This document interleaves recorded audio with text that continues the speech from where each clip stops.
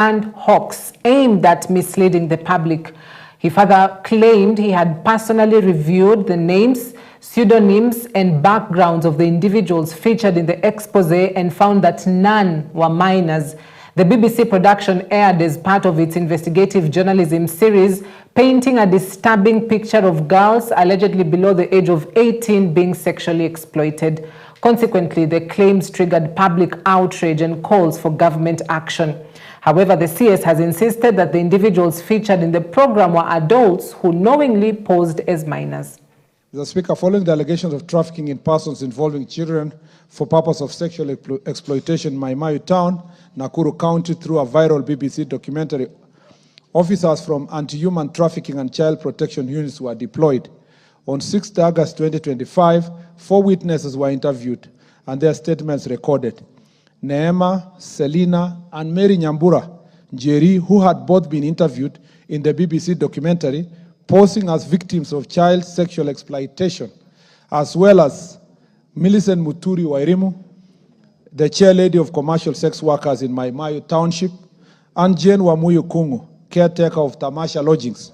According to the witnesses, BBC representative promised substantial payments and lifestyle benefits to those who were involved. Investigations have further revealed that the documentary footage was recorded in Mai Mahiu and Karagita. Witnesses were linked to one another in various capacities within the sex work community. Millicent Wairimu, the chairlady of commercial sex workers, confirmed that she had been approached by the individual known as Snorina, with whom she had previously worked at North Star, and thereafter introduced her fellow sex workers, Judith Wanjiru Njoroke, alias Chepto, and Caroline Kinyanjui, alias Nyambura, and Jane Wamuyu Kungu to the BBC team. Elsewhere, the government has increased the equitable share of revenue to counties with nearly 30 billion shillings compared to the last financial year, with President William Ruto saying the unprecedented increase from last year's 387.4 billion to 415 billion will go a long way in strengthening devolution. Speaking at the 9th Devolution Conference held in Homa Bay County, President Ruto reaffirmed his administration's commitment to supporting the devolved units. He said despite operating within a tight fiscal space, the government has honored its commitment to timely disbursements, clearing all balances owed to counties for the just ended financial year. The president pointed out that in just 12 years since the inception of devolution, the government has transferred a total of 4 trillion shillings to counties.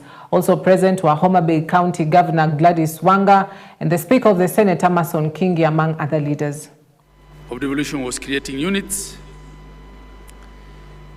that would secure equitable distribution of development in the country, that every Kenyan is then guaranteed a dignified and a quality life with access to public goods such as healthcare, water, housing, food, education, and transport at the local level.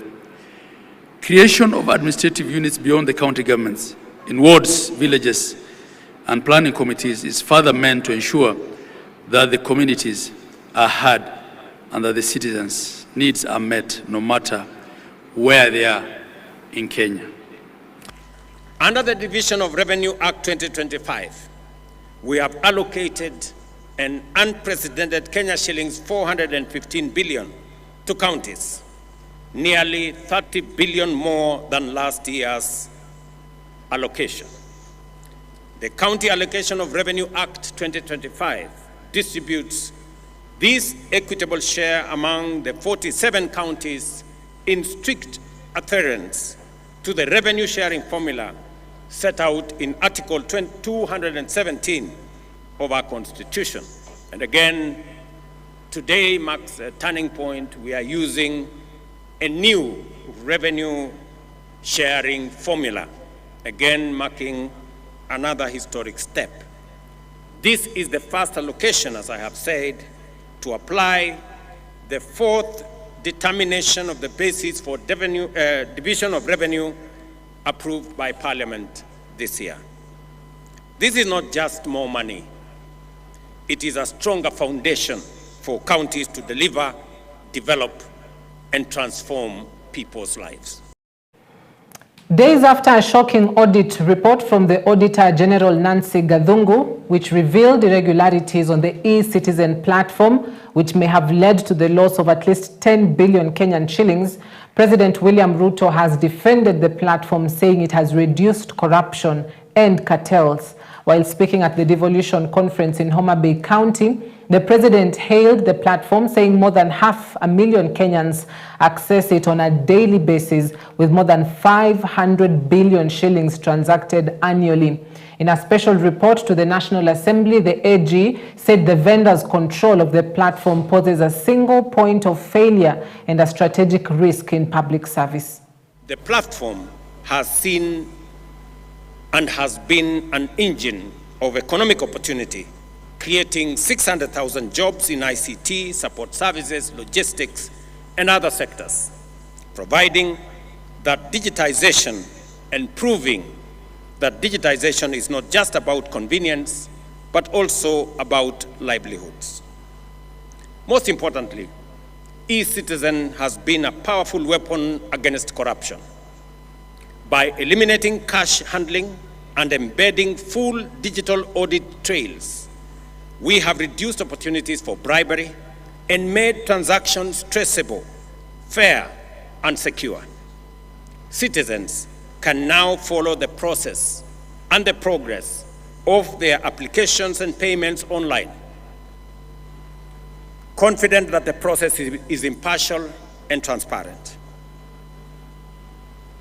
I therefore urge all counties to collaborate, share best practices, and celebrate while accelerating the adoption of technology to boost efficiency, cut waste, and enhance revenue performance. Beyond technology, we must promote inter-county collaboration, share resources and expertise, and ensure accountability through transparency and rigorous oversight. Kenya's real economic strength lies at the grassroots in our counties.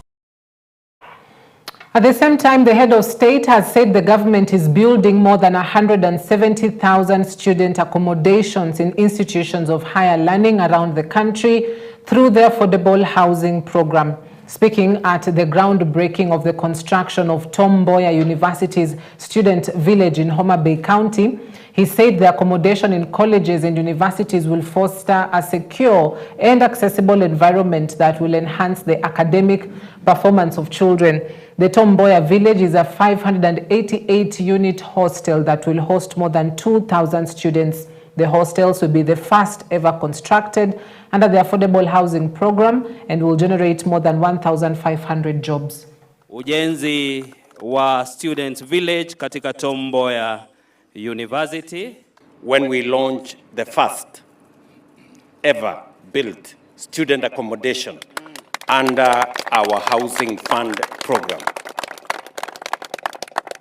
And this is one among facilities that we're going to build in our technical training colleges, in our Kenya medical training institutions, and in our universities. And the plan that is being executed at the moment is for 170,000 students to be accommodated in the facilities that are in this phase one, in different parts of the Republic of Kenya. Many people have been asking me about the housing levy and the housing fund. That is the transformation the housing levy and the housing fund will do for us in the Republic of Kenya.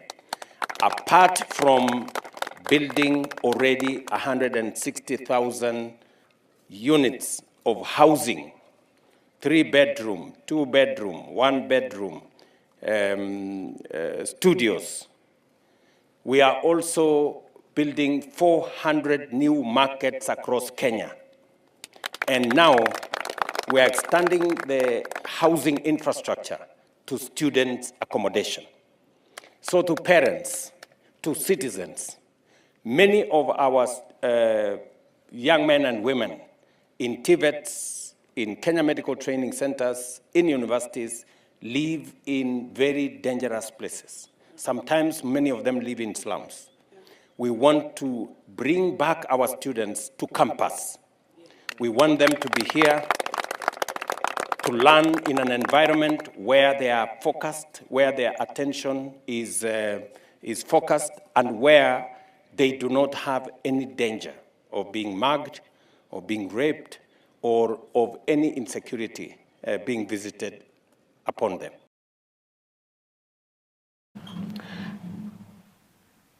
Ujenzi wa Student Village katika Tom Mboya University.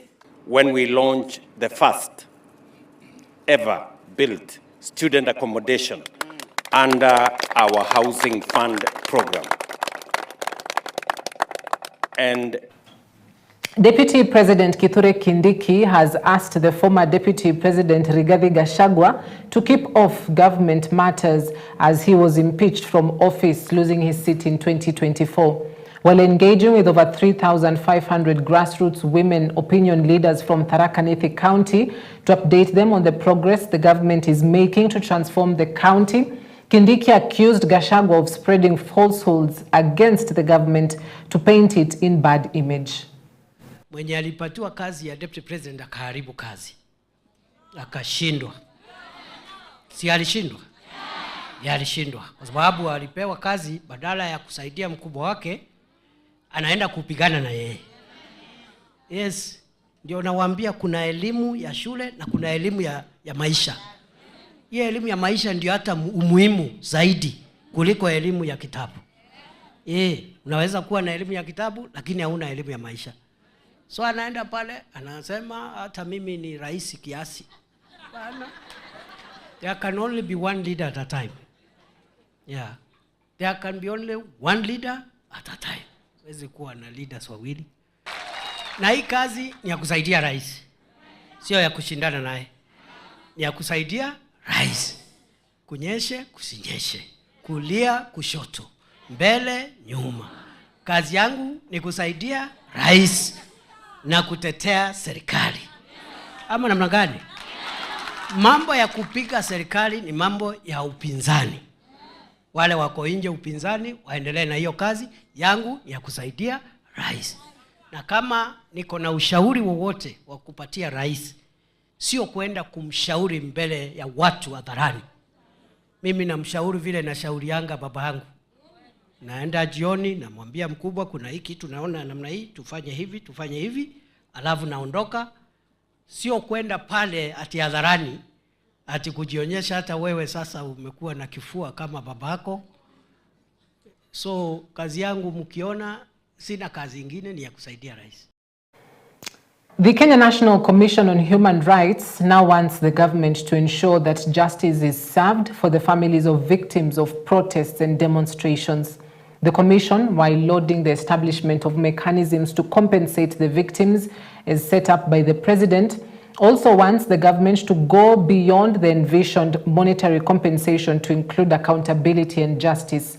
The commission also wants the government to implement policies and laws that guarantee the enjoyment of human rights and the protection of defenders' rights.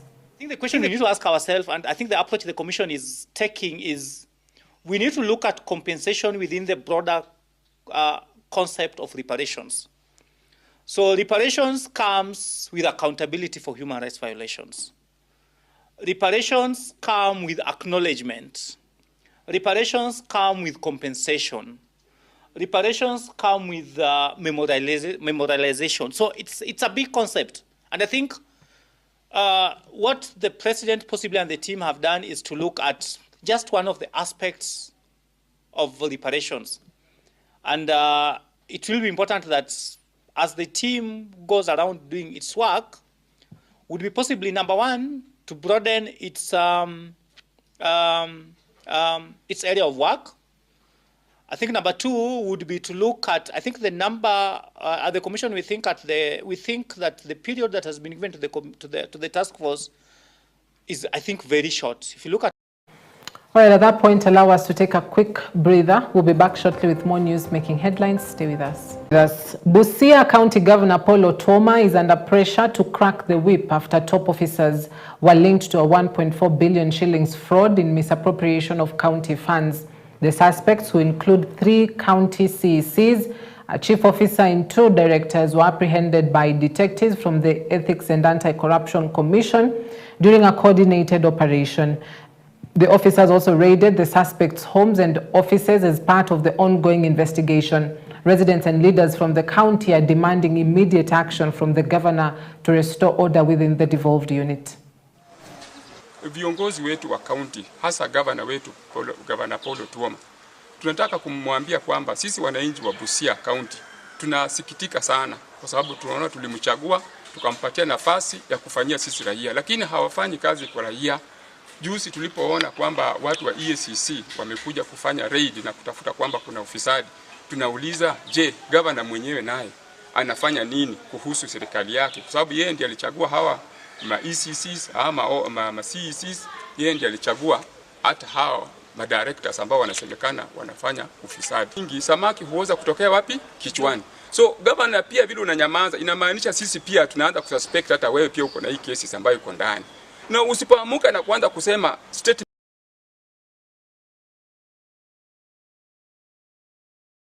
maneno, then we are suspecting you are also part of the problem. Sisi tulimchagua na kura zetu. Na kama alijua ya kwamba atatuchagulia cabinet kutufanyia kazi ya kuiba pesa yetu, futa hawa watu. Futa hawa watu, tusikie hata AECC vile imeingilia. Watu hawa wawe nje ya ofisi.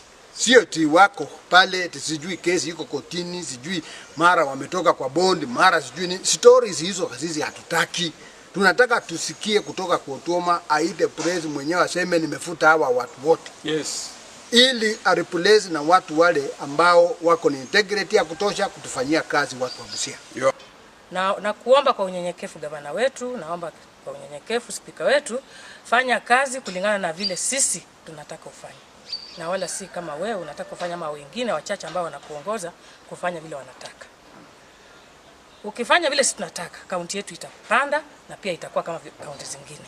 Na utakuwa kama viongozi wengine, kama magavana wengine, kama maspika wengine ambao wanaongoza kaunti zao kukuwa nambari 1. AECC, Bishop Oginde, kwa heshima zote tulizo nazo kwako, chukua hatua yako, kuja mwenyewe, wacha hawa watu wadogo kuja, wewe kuja mwenyewe. Underfunding and teacher shortage have been cited as major challenges facing early childhood development facilities. Speaking on behalf of the Education Cabinet Secretary Julius Ogamba at the launch of a 3-day Foundations for Learning conference at the Aga Khan University Institute for Educational Development, the Director of Basic Education, Ann Waithera, said the ministry is scaling up ECD teacher training and improving infrastructure to ensure equitable access to quality early education. She also thanked development partners for supporting reforms in the sector. Don't hit, don't be violent. A lot of us know that there's 250 million kids who are not in school. How do we reach them? 7 million of them are refugees. An extra complication. Almost 50% kids with disabilities who struggle, so 50% more to access the education that others don't. And of course, we know that girls do not access the same level and caliber of education as their brothers do. As far as transition is concerned, there are transition points where we may risk some learners. Hence, the need to ensure smooth transitions between educational levels. The government of Kenya is implementing the 100% transition policy, which is a national priority. And this is aimed at ensuring that there is smooth transition across grades and also levels. A section of Somali community elders and youth in Isiolo County have condemned the rising insecurity in Isiolo town, where some people have lost their lives and others have been injured. The most recent was an assassination attempt on Somali Council of Elders Secretary General Idli Hassan as he was heading for evening prayers at Jamia Mosque. Led by their chairman, Mzee Abdi Kadir Sharif Abdullahi, the elders say that in the past few weeks, a youth from the community was killed in what was alleged to be a road accident. However, they dispute this claim, citing that his body was evidence that he may have been attacked. Kwa hakika, sielo iko masukosuko, aina tofauti tofauti. Lakini hii masukosuko hiyo, si wa Somali ndio wamelete, wenye kulete ndio wamelete. Mimi hapana sema jina ya mtu na jina ya jamii. Lakini hiyo imetuumiza kama sisi wa Somali. Na sisi tumeshindwa sababu na kisa ya kuumizwa na kuuawa sisi. Na sisi ndio watu wenye amani na wenye kudumisha amani katika sielo ni moja yetu. Ningependa kuishauri serikali yetu hii. The primary responsibility of the government is safety ya mwananchi. My safety is first. Waswahili wanasema ukiona mwenzako amenyolewa na wewe utie kichwa yako maji. Sasa hata mimi niko kwa hofu tu. Tuko na hofu. Kwa sababu huyu mtu maskini ametoka hapa Imani anaenda msikitini amepigwa risasi. Na ni mtu anaenda kufanya ibada yake ya swala kwenda kumuomba Mwenyezi Mungu. Unaona huyu mtu ni very peaceful person. Na alikuwa anatembea ana amri yuko peke yake. So hii sasa hii unajua hii ni mauaji. Hii ni mauaji ya dhahiri. Kwa hiyo mimi ningeomba serikali ichukue hatua yake kwa sababu this is assassination. Hii ni assassination. Sisi tunahesabu mtu kama huyo ni mtu amekufa, lakini kwa bahati tu anaishi. Mimi ni chairman upande wa bodaboda operators na kwa upande wa vijana wa Somali. Tumekuwa kwa huzuni katika hii wiki mzima ya kwamba Secretary General wetu Idli Hassan aliweza kuambushiwa pale akiingia msikitini.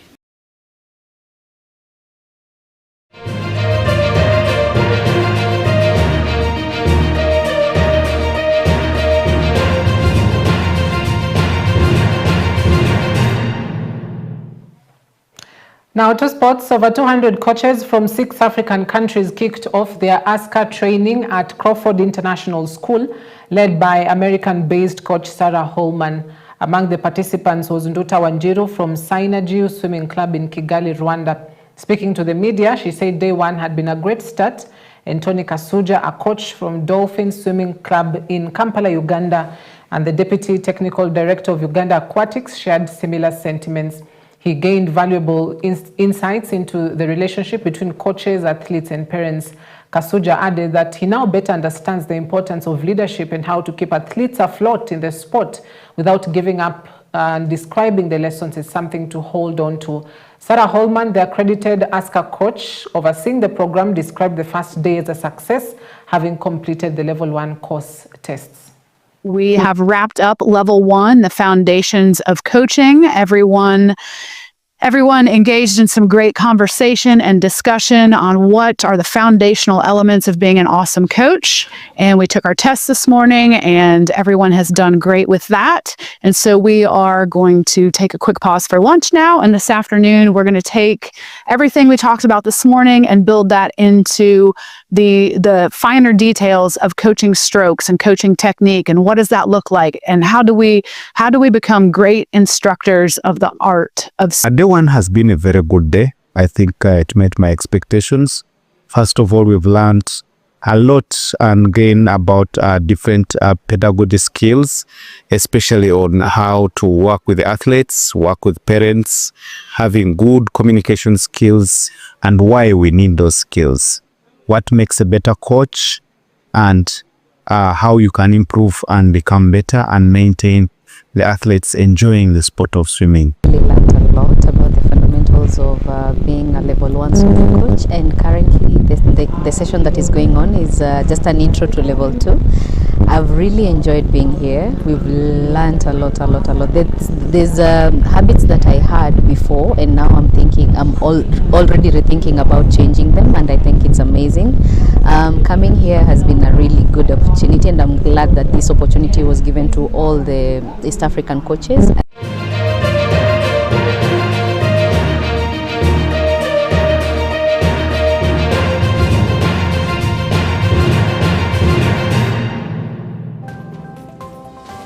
All right, thank you for watching. Just realized I didn't introduce ourselves when we began the show. So our sign language interpreter tonight is Laura Omondi. My name is Cynthia Nanjala. Thank you for watching tonight. Have yourself a blessed night ahead. See you tomorrow, same time, same place.